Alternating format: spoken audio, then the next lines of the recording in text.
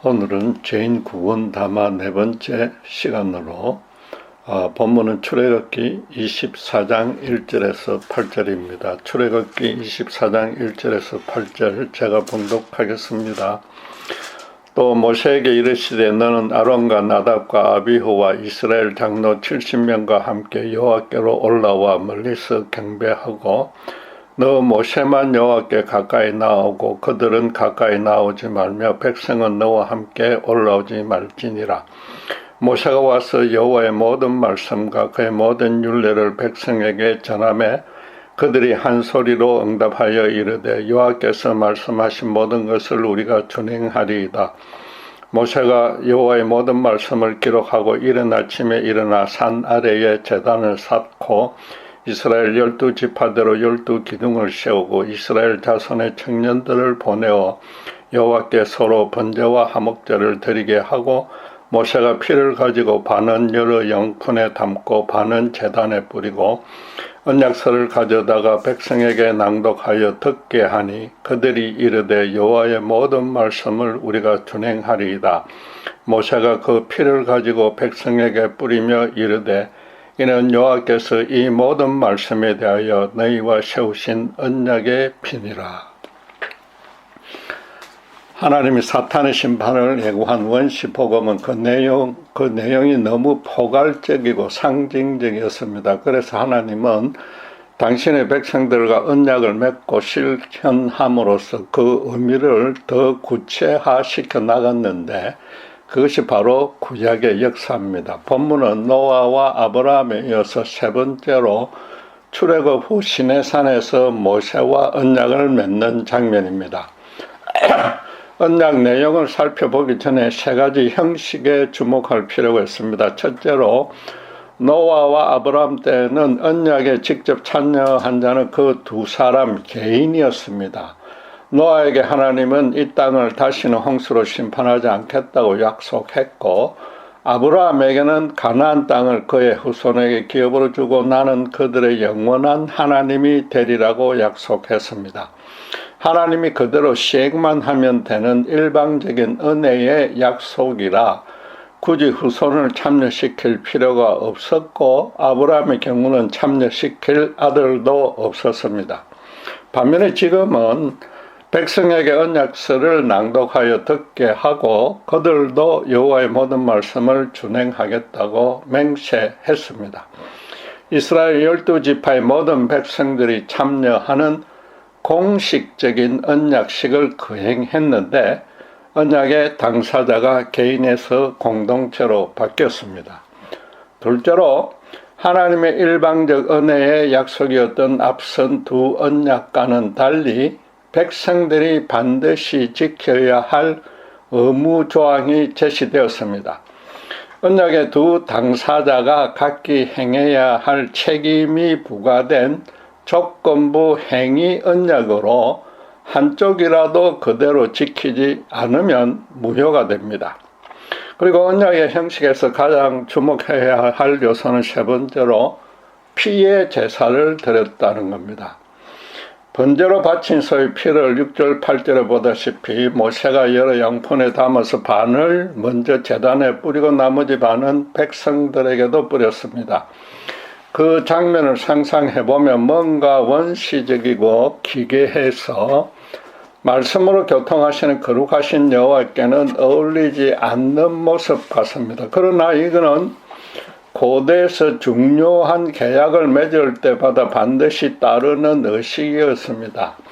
양쪽 당사자들이 계약대로 지키기로 말로만 약속하는 것이 아니라 짐승을 반으로 잘라 양쪽으로 벌려놓고서 그 사이로 지나가거나 또는 피를 법문처럼 서로에게 뿌리는 맹세를 했습니다.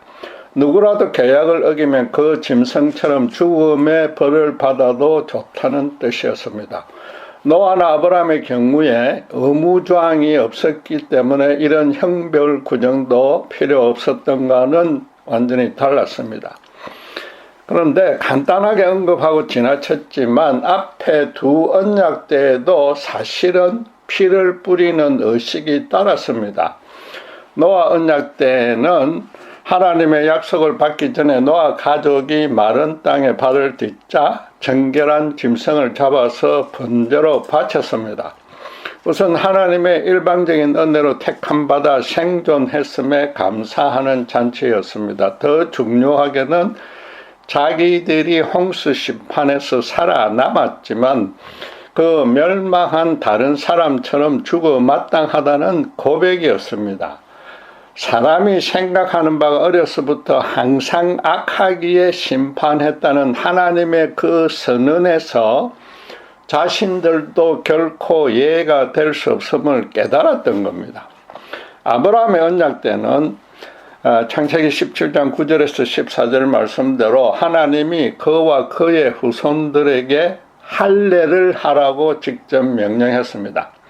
모든 이스라엘 남성 물론이고 집안의 종이나 함께 우거하는 이방인이라도 여호와를 주인으로 모신다면 할례를 하도록 명했습니다.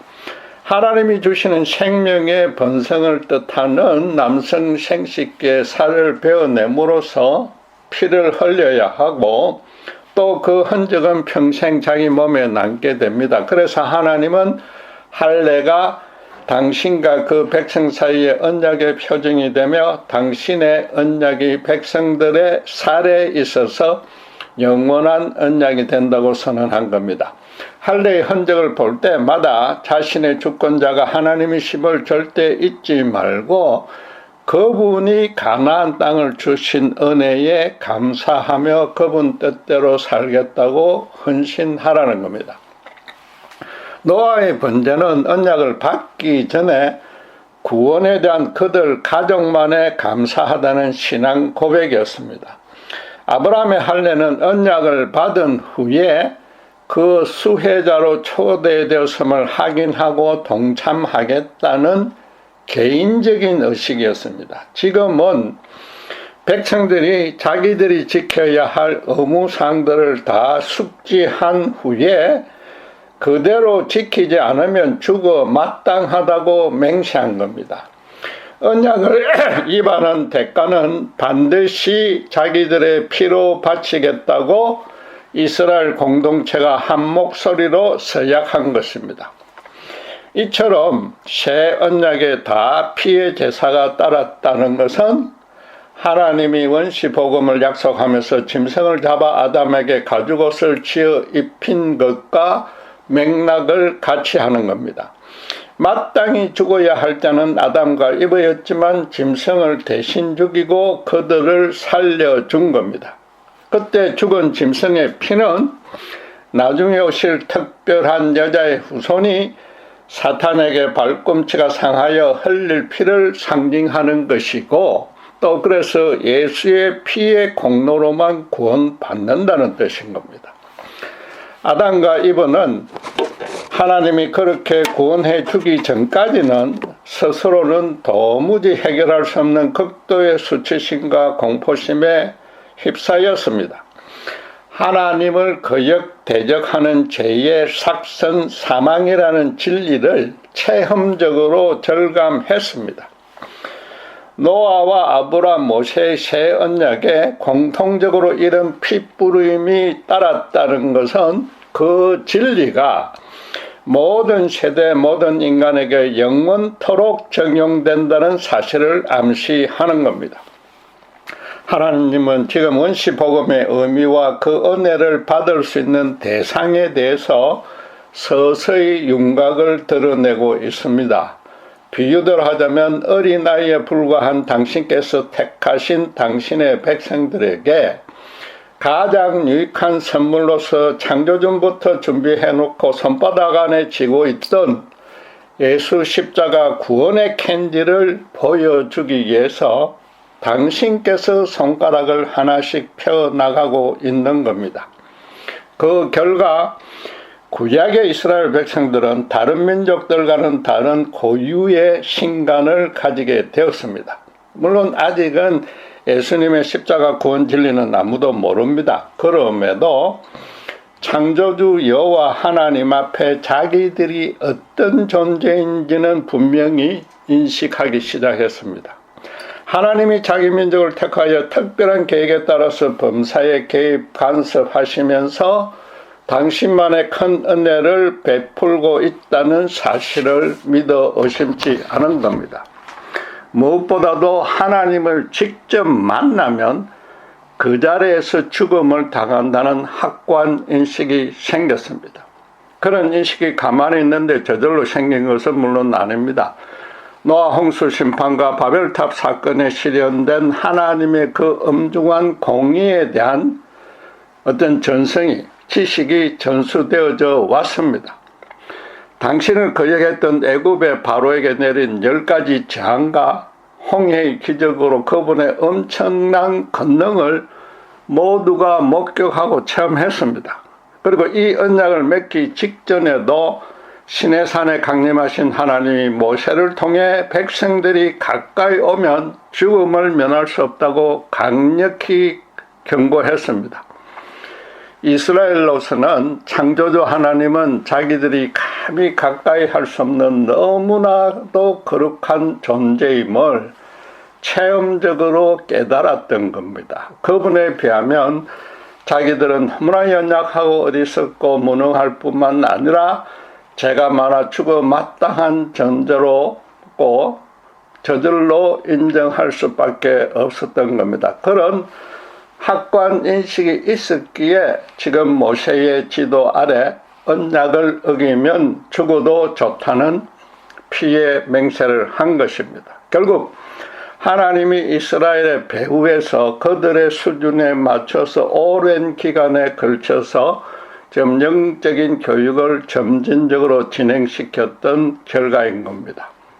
이제 모세 언약의 내용을 살펴볼 차례입니다. 아브라함의 후손은 당시 세계 최강국 애굽이 두려워할 만큼 장성해졌습니다. 하나님으로서는 가나안 땅을 이제 곧 그들의 기업으로 주심으로써 아브라함과 맺은 언약을 완성시킬 것입니다. 그렇다면 당연히 이 언약의 내용도 가나안 땅을 주시겠다는 약속을 조금 더 구체적으로 밝히는 것이어야 합니다. 그리고 말씀드린 대로 백성들이 반드시 지켜야 할 구체적인 내용을 문서로 기록한 행위 언약이었습니다. 그럼 그 언약서에는 하나님이 행하실 의무 규정도 함께 포함되어야만 됩니다. 양 당사자가 지켜야 될 사항이 무엇인지에 관해서는 그 앞부분인 19장에서 23장까지 설명되어 있습니다. 간단히 살펴보자면 19장 1절에 이스라엘이 애굽을 떠난 지 3개월 만에 시내 강야에 도착했습니다. 여호와가 모세를 시내산으로 불러 올려서 당신께서 이스라엘에게 행하실 일들과 그로 인해서 이스라엘이 받게 될 은혜에 관해서 먼저 약속했습니다. 그리고 오늘 본문처럼 나중에 이스라엘과 피의 언약식을 맺었으니까 어폐가 있지만 당신의 생명을 걸고 미리 맹세한 셈입니다. 정확히 말하자면 그분의 입에서 나간 말씀이 성취되지 않고서 땅에 떨어지는 법은 결코 없으므로 그분은 세상의 어떤 존재 앞에서도 맹세할 필요는 전혀 없습니다. 당신께서 말씀만 하시면 인간적인 표현으로 따지자면 당신의 목숨을 걸고 맹세한 셈입니다. 그렇게 하나님이 먼저 맹세한 내용이 무엇입니까? 출애굽기 19장 4절에서 8절에 있는데 제가 봉독하겠습니다. 내가 애굽 사람에게 어떻게 행하였음과 내가 어떻게 독수리 날개로 너희를 업어 내게로 인도하였음을 너희가 보았느니라. 세계가 다 내게 속하였나니 너희가 내 말을 잘 듣고 내 언약을 지키면 너희는 모든 민족 중에서 내 소유가 되겠고 너희가 내게 대하여 제사장 나라가 되며 거룩한 백성이 되리라 그랬습니다. 백성의 대표자인 모세들어 이스라엘 자손에게 그대로 전하라고 명하신 말씀입니다. 하나님이 행하실 일은 이스라엘 백성을 모든 민족 중에서 당신의 소유로 삼아서 제사장 나라 거룩한 백성으로 세우겠다는 겁니다.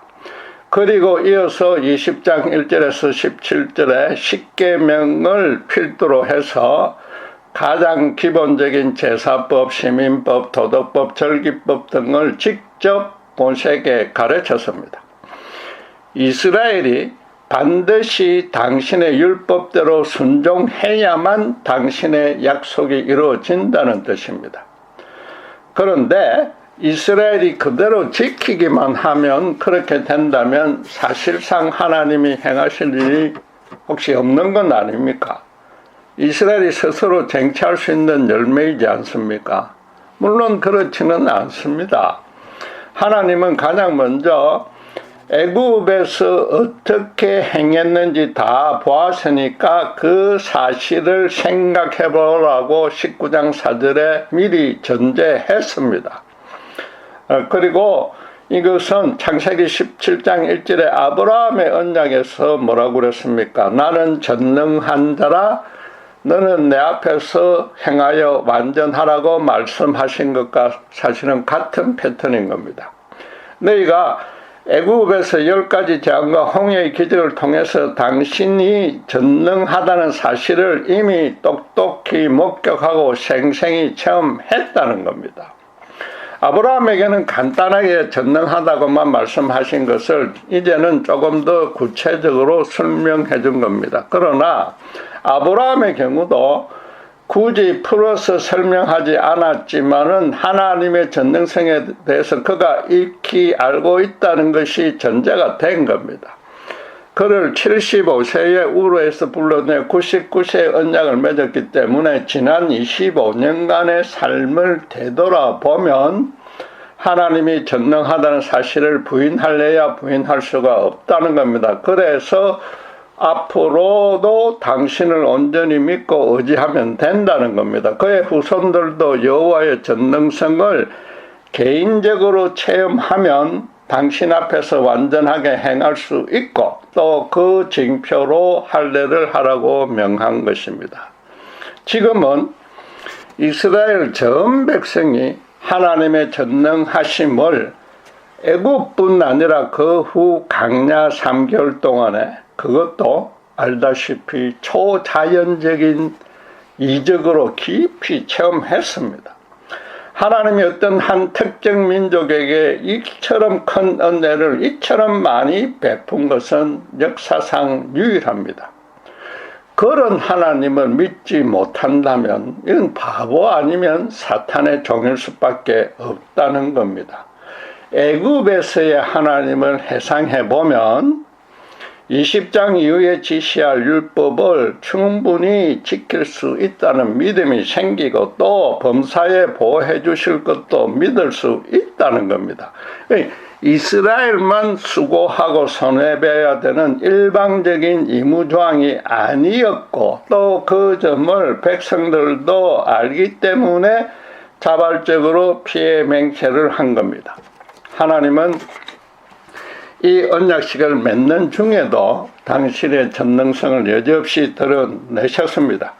먼저 모세대로 백성들에게 내 소유이자 제사장 나라이고 거룩한 백성이 될 용의가 있는지 확인하고 오라고 산 밑으로 내려보냈습니다. 19장 7절 8절에 그렇게 설명하고 있는데 모세가 백성들의 동의를 받아오자 당신께서 시내산에 강림하여 애굽에서 지금까지 동행해 주신 바로 그 여호와라는 사실을 다시 확인시켜 주겠다고 했습니다. 그래서 출애굽기 19장 18절에 보면은 백성들들어 당신을 대면하기 위해서 정결하게 준비시키라고 명한 후에 실제로 3일 후에 우레와 번개와 빽빽한 구름이 산 정상을 덮어버리는 모습으로 임재했습니다.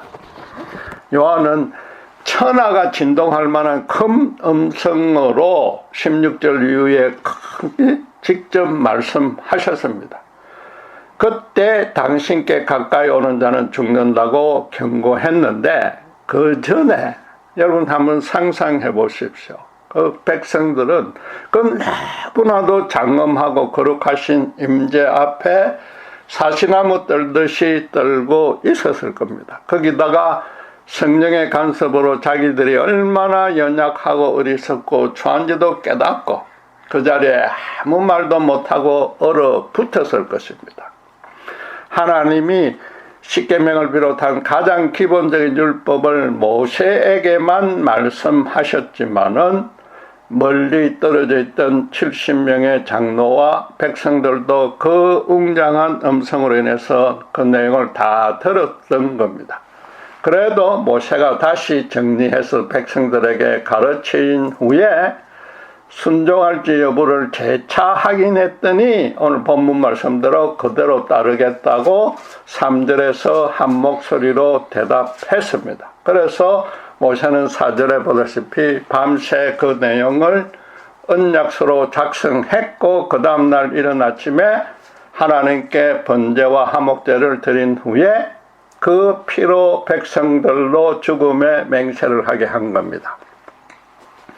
이스라엘이 하나님의 소유이자 제사장 나라와 거룩한 백성으로 서겠다고 바꿔 말해서 율법을 목숨 걸고 지키겠다고 서약한 겁니다.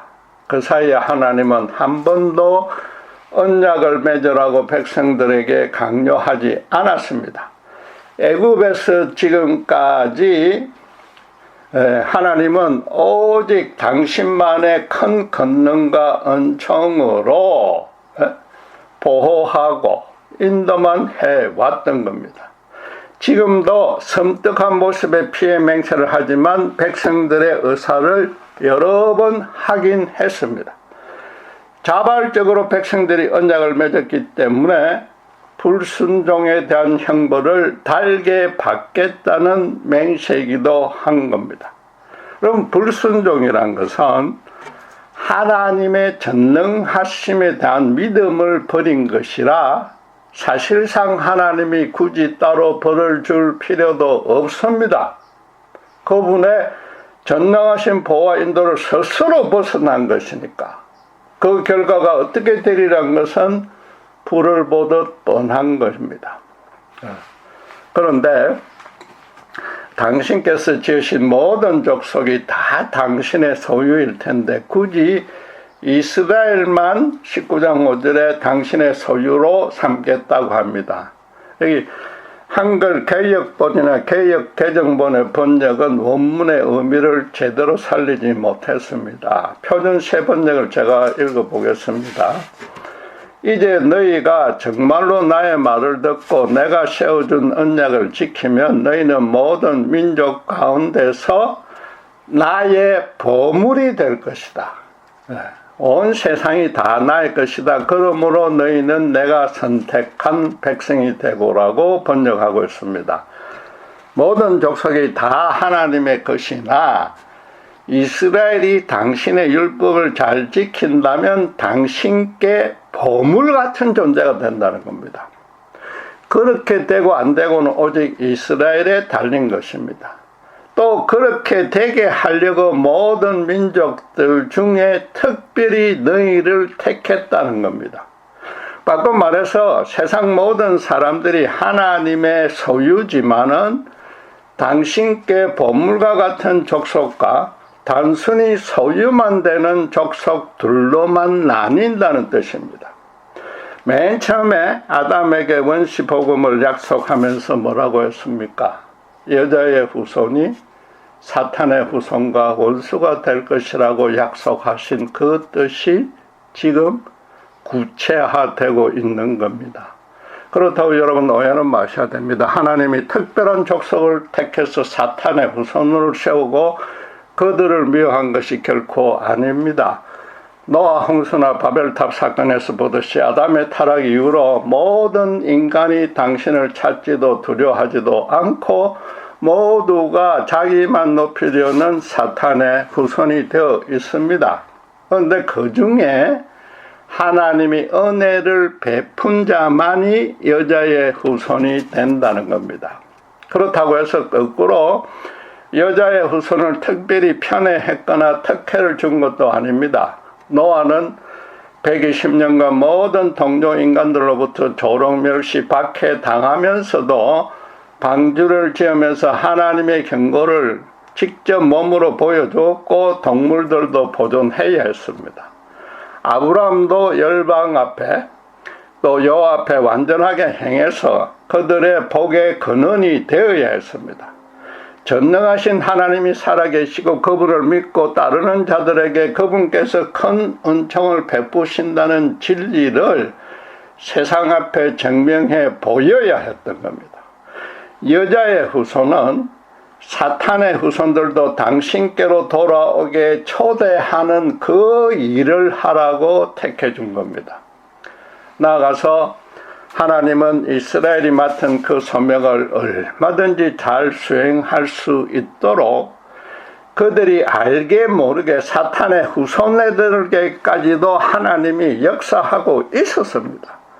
아주 쉬운 예로 애굽의 노예로 고생하던 당신의 백성을 건져내셨을 때 그 여호와의 전능하심은 이스라엘뿐만 아니라 당시의 열방들도 익히 알고 있었습니다. 여호수아가 여리고 성을 공격하기 직전에 점탄군을 보냈더니 기생 라합이 그들에게 어떻게 실토했습니까? 여호수아서 2장 9절에서 11절 제가 봉독하겠습니다. 여호와께서 이 땅을 너희에게 주신 줄을 내가 아노라.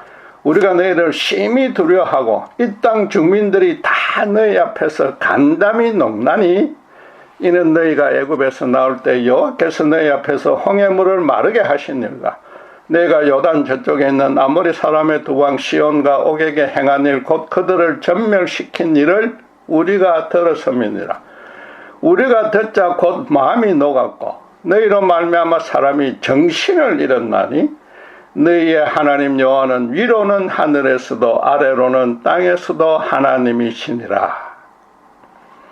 애굽의 열재앙과 홍해의 기적은 물론이고 출애굽 후에 시온과 옥을 전면시킨 일까지 다 들었고 그게 너무 두려워서 정신을 잃었을 정도라고 말합니다. 소문만으로 판단해도 이스라엘의 신은 가나안 각 족속들이 섬기는 지역적인 민족 신들과는 도무지 비교가 안 된다는 겁니다. 라합 개인의 믿음의 고백으로 그치지 않고 그 땅 주민이 다 그렇다고 지금 말하고 있습니다. 그럼 출애굽과 홍해의 기적으로 하나님의 전능성을 직접 체험한 이스라엘이라면은 얼마든지 더 담대하게 율법에 따라서 거룩하게 살 수 있고 그런 모습을 보는 다른 족속들이 라합처럼 여호와께로 돌아온다는 겁니다. 그리고 이 언약은 가나안을 정복하기 전에 맺은 언약이라 이 언약대로 행해야만 가나안 땅을 기업으로 주는 것이 아닙니다. 가나안에 들어가서 여러 이방 족속들과 어울려 살 때에 지켜야 할 내용입니다. 그럼 가나안 땅을 준다는 것은 하나님의 뜻 안에서는 완전히 확정된 기정사실이고 남은 것은 그 실현 시기뿐입니다. 그래서 40년간의 강야 방황 후에 모세가 가나안에 들어가려는 새로운 세대에게 자신의 죽음을 앞두고 율법을 다시 가르치면서 이렇게 선포했습니다. 신명기 4장 5절에 이는 너희가 들어가서 기업으로 차지할 땅에서 그대로 행하게 하려 함인즉 너희는 지켜 행하라. 이것이 여러 민족 앞에서 너희의 지혜요 너희의 지식이라. 그들이 이 모든 규례를 듣고 이르기를 이 큰 나라 사람은 가연 지혜와 지식이 있는 백성이로다 하리라. 너희가 율법대로 살면 가나안 족속들이 큰 나라 사람이라고 인정해 준다는 겁니다. 이스라엘 백성들이 굳이 그들을 개종시키려 노력하지 않아도 하나님이 라합이 가만히 있어도 그랬던 것처럼 하나님이 그들에게 구원의 은혜를 베풀어 주신다는 겁니다. 그러니까 신약에서는 십자가 복음을 하나님의 구원을 주시는 능력이라고 했고 그래서 전도에 미련한 것으로 구원하기를 기뻐하신다고 했습니다. 아무리 미련한 자라도 순전하게 복음을 전하면 구원에 대해서는 하나님이 성령으로 역사하신다는 겁니다. 모세는 또 6절에 우리 하나님 여호와께서 우리가 그에게 기도할 때마다 우리에게 가까이 하심과 같이 그 신이 가까이 함을 얻는 큰 나라가 어디 있느냐라고 덧붙였습니다. 이스라엘 백성이 때로는 현실 삶에 지치거나 재범성해져서 넘어지더라도 기도하면 하나님이 다시 힘을 주고 그렇게 살도록 인도 주관해 주신다는 겁니다. 한마디로 말해서 애굽에서의 여호와를 제대로 하는 이스라엘 백성이라면 거룩한 제사장 나라의 소명을 수행할 수밖에 없다는 것이고, 그렇지 않는 것이 오히려 이상하다는 것, 그게 바로 오늘 본문의 피의 제사의 뜻인 겁니다. 하나님이 이스라엘을 제사장 나라로 세우신 목적이 무엇입니까? 이스라엘을 들어 사용해서 다른 족속들을 구원하시겠다는 겁니다.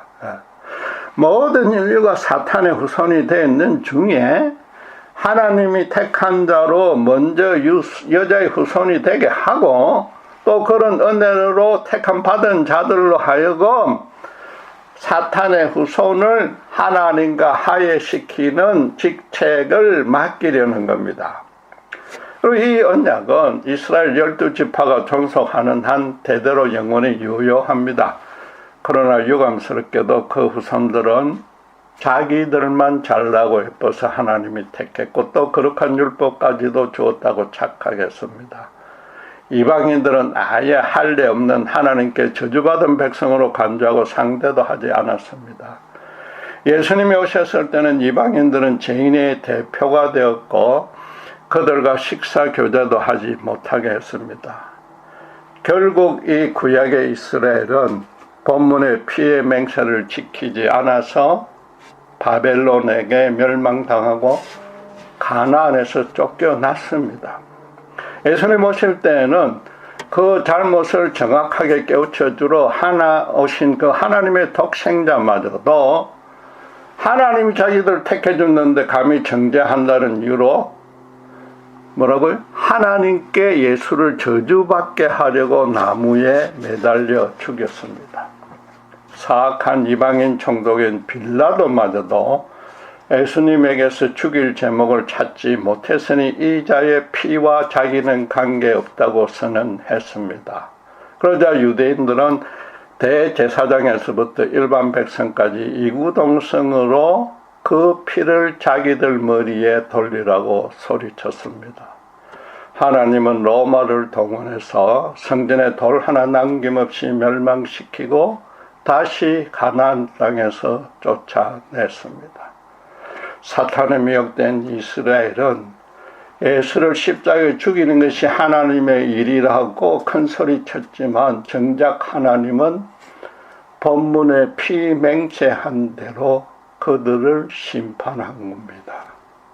하나님이 인류 역사를 창조 때부터 영원까지 이 원시복음, 말하자면 예수님의 십자가의 구원 진리대로 이끌고 있다는 것이 여러분 이해가 되십니까? 예수를 위해서 창조되는 겁니다. 우리는 예수를 위해서 살고 있는 겁니다. 제사장의 첫째가는 가장 중요한 직무는 백성들의 죄를 지고 하나님께 나아가 그 사하심을 간구하는 겁니다. 문제는 제사장 또한 죄가 있는 연약한 인간이므로 먼저 자기 죄를 사하는 정결례와 속죄 죄를 마친 후에야 그런 제사를 지내야 했습니다. 또 그래서 오늘 본문 1절에 이 피의 언약식에 하나님은 대제사장으로 세울 아론과 그 두 아들을 가장 먼저 호명한 겁니다. 인간 제사장에게는 구원이나 심판을 행할 권세나 의무가 절대로 없습니다. 오직 짐승의 제물을 죽여서 그 피를 백성들에게 뿌리는 절차만 대행할 뿐이며 그 죽어 마땅한 자들 중에 첫째가 바로 제사장 자신이라고 고백해야만 하는 겁니다. 이스라엘이 열방들 앞에 그래야만 하는데 자기가 언약서의 다른 당사자인 하나님인 양 행세한 겁니다. 여러분, 지금 구약의 이스라엘을 탓하려는 뜻이 아닙니다. 많은 신자들이 오늘날 자신은 죽음 마땅한 천하의 죄인인데 오직 하나님의 주권적 택함으로 예수님을 알게 되고 구원받았다는 그런 은혜를 입었다는 인식이 부족하거나 아예 결핍되어 있습니다. 자신의 도덕성, 종교성, 영성이 뛰어나서 십자가 복음을 스스로 깨닫고 스스로 믿기로 결심했고 또 그래서 그 후에 교회 생활에 아주 성실히 참여하고 있다는 겁니다. 말하자면 자신은 하나님 앞에 신자로서 자격이 충분하니까 그분의 축복도 받을 만한 충분한 자격이 된다고 여깁니다. 그러니까 기도하는 내용도 전부 자기가 신나게 놀다가 더럽힌 실패나 고난에서 건져달라고 떼쓰는 것뿐입니다. 심지어 하나님이 기독교 교세를 늘리는 일에 자신이 적극 참여했다고 착각합니다. 물론 그 역할을 더 잘 감당하기 위해서 나름대로 전도도 열심히 하는데 열과 성을 다해서 복음을 설명해주고 거부하고 대적한 자들을 만나면 하나님의 저주를 받아 마땅하다고 정죄까지 해버립니다. 불신자 중에 완악한 자들은 아예 상종도 하지 않으려 하고 대표적으로 성 정체성이 올바르지 않는 사람이 교회에 들어오면 마치 사탄이 침범한 양 배척하고 쫓아내려듭니다. 예수 믿는 신자들이 주님의 사랑으로 이웃을 차별하지 않고 섬기려 하지 않고 오히려 다른 이의 구원과 심판을 판단, 결정, 선고하는 자리까지 오는 겁니다.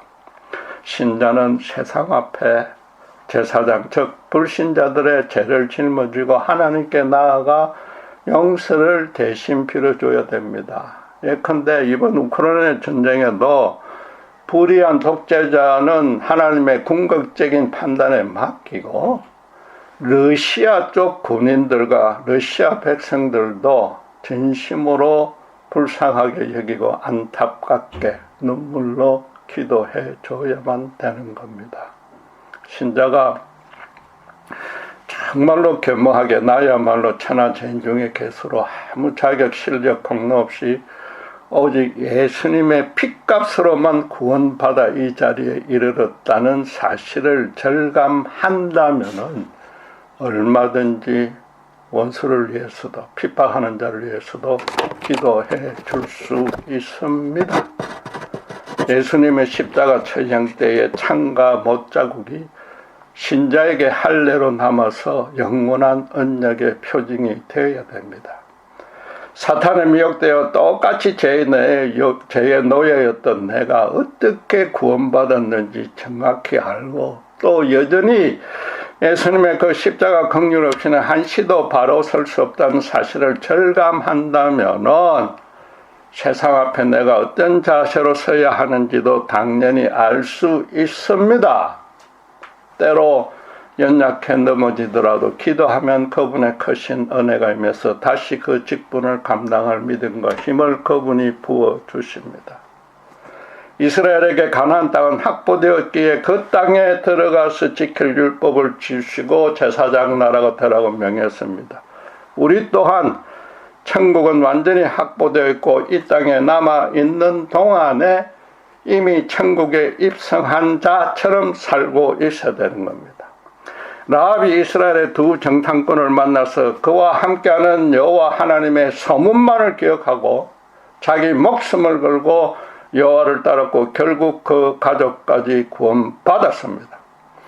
우리가 불신자들에게 라합처럼 생명까지 걸게 할 수는 없어도 최소한 예수를 믿는 신자는 역시 다르고 그 하나님이 세상의 유일한 주권자라는 인식은 심어주어야 할 것 아닙니까? 네, 기도하겠습니다. 하나님 아버지 하나님 감사합니다. 이스라엘 백성이 세상 앞에 제사장 나라로 거룩한 백성으로 서겠다고 피의 맹세까지 했던 경기를 봅니다. 하나님은 오직 전능하신 은혜로 그 자리에까지 이르게 했지 한 번도 강요한 적이 없으며 하나님 뜻대로 살 때에 하나님께서 모든 것을 책임져 주시고 심지어 사탄의 후손들에게까지 하나님이 역사하여 구원해주는 은혜를 베푸심을 라합을 통해서 보았습니다. 하나님이 우리를 부르신 목적도 예수님의 은혜를 통해서 전적인 구원을 선물로 받은 우리 또한 천국 백성으로 세상 앞에 천국을 보이라고 부름받은 줄 믿습니다. 라합처럼 생명까지 걸게 할 수는 없을지라도 예수 믿는 자는 역시 다르고 예수님만이 인간의 유일한 소망이란 것을 최소한도 인식시킬 수 있도록 우리를 주님께서 마음껏으로 사용하시고 또 우리도 하나님 앞에 피의 맹세를 한 예수님의 십자가 은혜에 보답하여 끝까지 충성할 수 있게 우리를 인도해 주시옵소서. 감사합니다. 우리 주 예수 그리스도 이름으로 기도드렸습니다.